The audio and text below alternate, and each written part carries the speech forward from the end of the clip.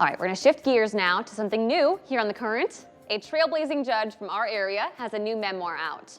Walter Braud grew up on the south side of Chicago before becoming a teacher, lawyer, and the first black prosecutor in Rock Island.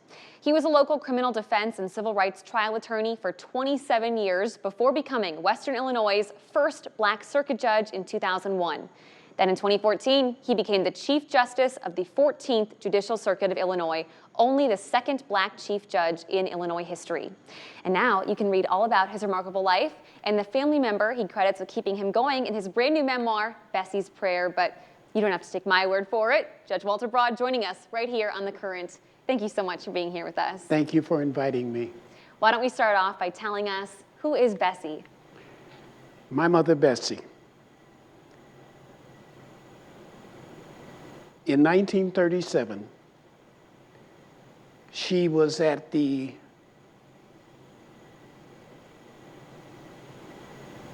Let me start over. There's a lot to cover from the book. I just get emotional when I think about it. Here I am, 85 years old. I'm healthy and whole, and I've had a life that is unimaginable to me. With the experiences, every single day has been an adventure. Every day it's been sunshine and strawberries. Even days that look tough were blessed. And so she would tell me that it's God's will. And so when she was in 1931, she was unable to go back to Howard University, where she was studying to become a school teacher, unable to finish her senior year because it was the Great Depression. And she toughed it out, prayed to Jesus, and asked him to find her a husband and a home and a family.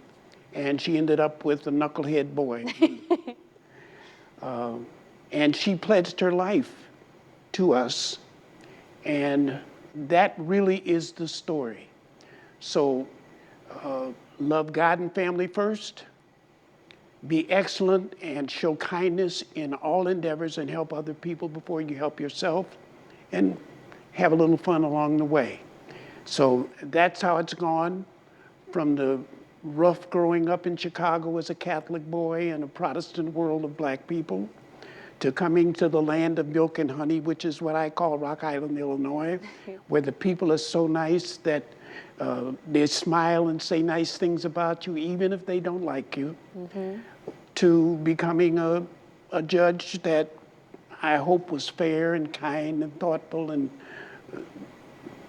treated everyone well, to the last 5 years when I was involved in the big courthouse battles to build a new courthouse, which was the best fight of my life, the most fun fight of my life, and now writing this memoir.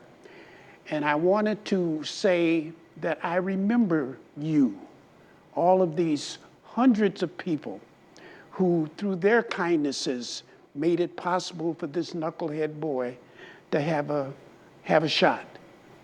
And so I've included all of them in all of the stories from Chicago, all beginning even with my mother's coming into the world. Well, you talk about your mother's goals that she had for you, and maybe how you felt you weren't following or living up to those goals, but well, tell me about she that. started out because my father was a musician and that I had some talent singing, so I was going to be an opera singer. First opera singer, black opera singer, to sing tenor in the opera. But when I got 13 years old, my voice couldn't reach the high notes, so she put me on plan B, which was to become a school teacher. Sent me to a rigorous Catholic school and kept me on task. But when I was 14, I fell in love with doo-wop music.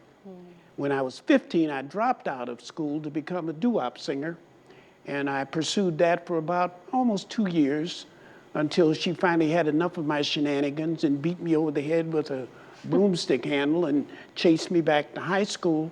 And then I was on a pretty good course from there, and I sort of weebled and wobbled a little bit, but mostly I stayed on course and got myself out of school from there.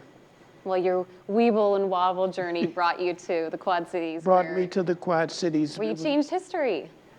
Yes, every step has been a miracle. Even coming to the Quad Cities, There was a guy who was in law school with me, an older man, black man, and he remembered that I had mentioned that I was having trouble finding work as a lawyer.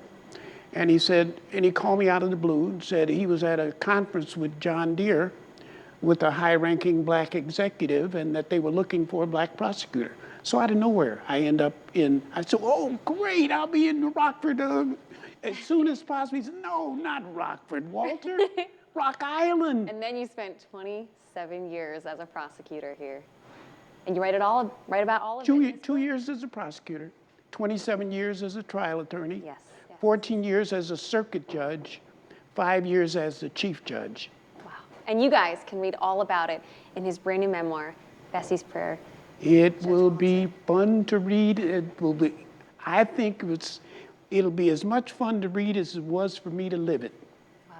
Thank you so much for joining us here today. Thank you for inviting me. Bessie's Prayer, a memoir, is now available for purchase, and we have a link to buy it up on our website, wqad.com. All you got to do is click on the As Seen on TV tab.